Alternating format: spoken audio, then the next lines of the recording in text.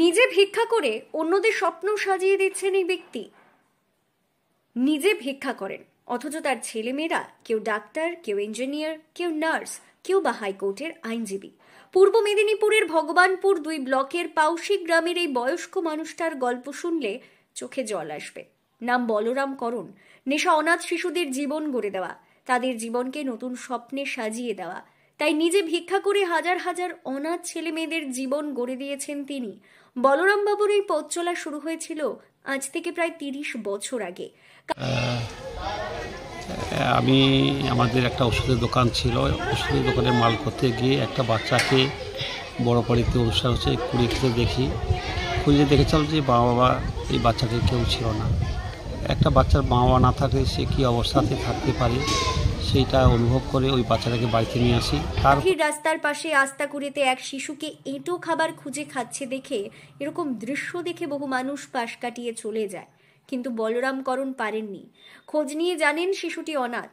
আস্তাকুড়ের ওই শিশুকে নিয়ে আসেন নিজের বাড়ি। রাস্তাঘাট বা স্টেশনে অনাথ শিশুদের দেখলেই নিজের বাড়িতে আনতে শুরু করেন বলরাম করণ। এক এক করে বাড়ি ভরে ওঠে অনাথ শিশুতে। শুরু হয় এক সংগ্রাম। যেখানে নিজের সংসার খুব সচ্ছল না, সেখানে এতগুলো অনাথ শিশুর ভরণ পোষণ দৈন্যতার মুখে ঠেলে দেয়। এমনকি নিজের যেটুকু জমি জায়গা ছিল তা বেচে দেয়।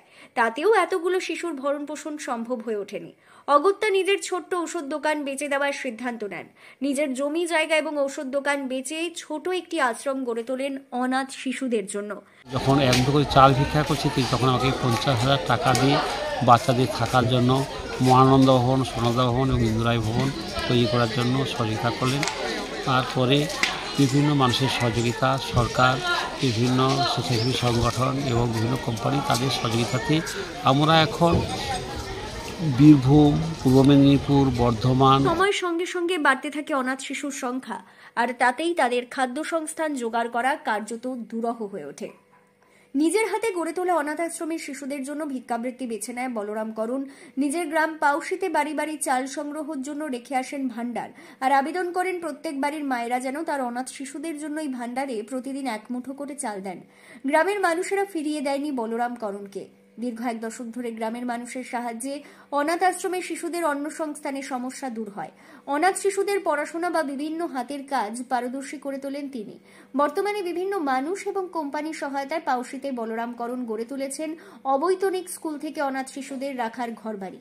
বলরাম করণের আশ্রম থেকে অনাথ শিশুরা পড়াশোনা করে সমাজে প্রতিষ্ঠিত হয়েছেন অনেকেই। কেউ পুলিশ অফিসার বা কেউ আইনজীবী অথবা কেউ এমটেক ইঞ্জিনিয়ার। অনেক মেয়েরাই নার্স হিসেবে সরকারি ও বেসরকারি হাসপাতালে কর্মরত। সমাজে প্রতিষ্ঠিত হলেও তারা বলরাম করণকে ভুলে যায়নি। সময় পেলেই চলে আসে তাদের এই বাড়িতে। বর্তমানে বলরাম করণের আশ্রমে প্রতিদিন 1000-এরও বেশি অনাথ ছেলেমেয়েরা পড়াশোনার পাশাপাশি থাকা খাওয়ার সুযোগ পাচ্ছে। একটাই মানুষ হাজার হাজার পরিচয়হীন ছেলেমেয়েদের সমাজে পরিচয় গড়ে তুলে দিচ্ছেন প্রতিদিনই। অনাথ শিশুদের স্বপ্ন সাজিয়ে তুলতে ভিক্ষার ঝুলি নিয়ে বেরিয়ে পড়েন তিনি। পূর্ব মেদিনীপুর জেলার ভগবানপুর থেকে সৈকত শ্রীর রিপোর্ট, লোকাল 18 বাংলা।